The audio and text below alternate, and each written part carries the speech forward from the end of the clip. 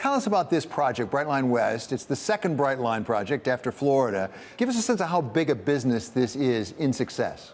Oh, first of all, thanks for having me on, David. You know, it's a great time for us. It's a great time for the rail business. And so we, as you said, we broke ground earlier today on Brightline West, which is the second train project for us. But it's most notably, it's the first high-speed train, true high-speed rail that'll be built in America. And that's a big deal and a monumental occasion. And I think actually even a bigger deal is I really do think that this is now the beginning of the high-speed rail industry in the U.S., which I think has got, massive, opportunities and growth in front of it. So it's a really exciting time. Given your investment tracker, you've checked how much demand there is out there potentially, and you've concluded it's big enough to support this and make it a good business. How much demand is there? There's about 50 million trips that happen between Los Angeles and Las Vegas every year. About 85% of those happen by car. And I don't know if you've ever done the drive from Las Vegas to LA, but it's a notably difficult drive. It's probably 4 hours in the best case. It's very, very unreliable in terms of what the time actually is. And so there's a tremendous amount of demand between these two cities. There's only one way to get there, which is on I-15. And so our train is going to go right down the middle of I-15. And we think it's going to have a massive amount of demand from people that make that trip. This is not your first foray. You have Brightline up and running in Florida, right, between Miami and Orlando. What have you learned from that will change what you do in Brightline West? Well, I'd say most notably we learned that people like trains, right? So we have millions of people that ride our train down there. The adoption of it in South Florida and now up to Orlando has been terrific. We opened the route from Miami all the way to Orlando recently. It was actually last September. The numbers have been fantastic, and we're very optimistic about the future of that train. The biggest lesson I'd say is that when we built that train, we basically used the existing rail corridor for a portion of it. So basically from Miami up to Cocoa Beach is kind of a straight shot from south to north. At that point, you turn left and then go across Route 528 to the Orlando airport. That's how the route is made. What we did, that because we had access to the train, it was version 1.0, as I said, it makes a lot of sense. But there's a lot of things about it that we think can be improved on. In particular, there's a lot of rail crossings there because it runs up really US Highway 1. So this train from Vegas to LA will site it in the middle of I-15. It's a big 200-foot wide corridor, put it right in the middle of it. And because of that, you can put a fence around it, you can electrify it, no rail crossings, you can go true high speed. So, north of 200 miles an hour is kind of the objective. And that version 2.0 is what we think makes sense for this corridor. And I think it's a good blueprint for what we should find success with in other parts of the country as well. What's the time horizon you're looking at for these investments? I believe you're cash positive in Brightline out in Florida now.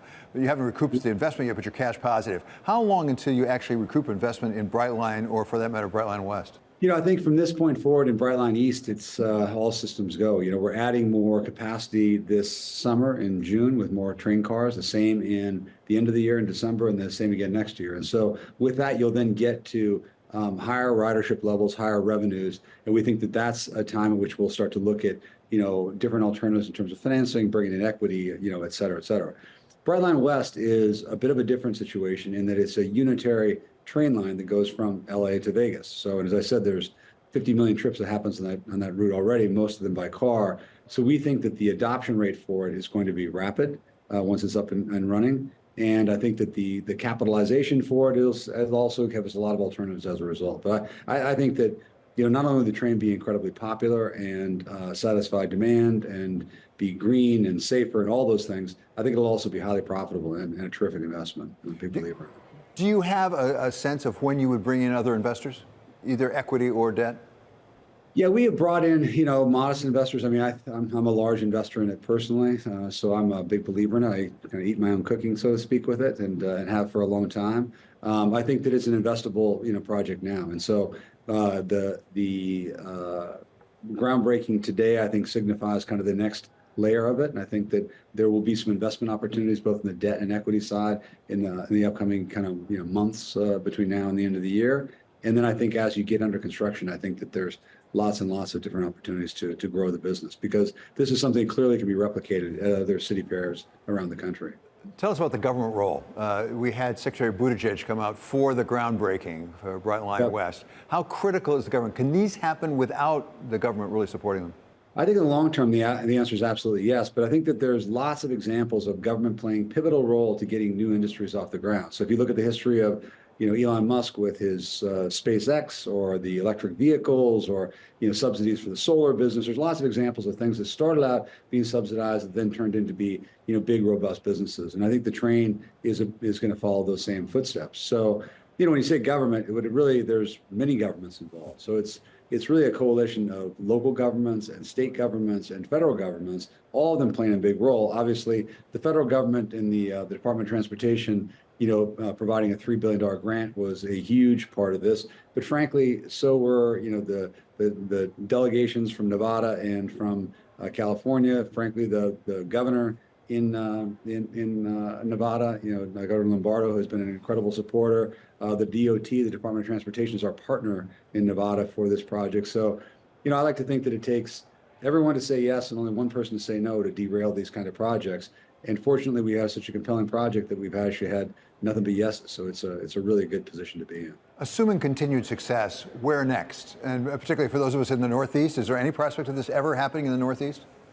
You need a kind of a unitary corridor that you don't share with anybody else. So the Northeast, obviously, the Acela route from New York to Washington and New York to Boston is incredibly popular and is actually quite profitable. So that's a great thing. To go at the highest speeds, you'd need to have a little bit more of a confined corridor, if that makes sense. So when we think of the places that are likely to be next on the list, it's city pairs that have got the same characteristics as we see here, which are two big population centers separated by 200 or 300 miles, lots of travel between them, and lots of traffic between them. So, Atlanta, Charlotte, Dallas, Houston, San Antonio, Dallas, that whole triangle in Texas is one, Portland, Seattle, Chicago to St. Louis.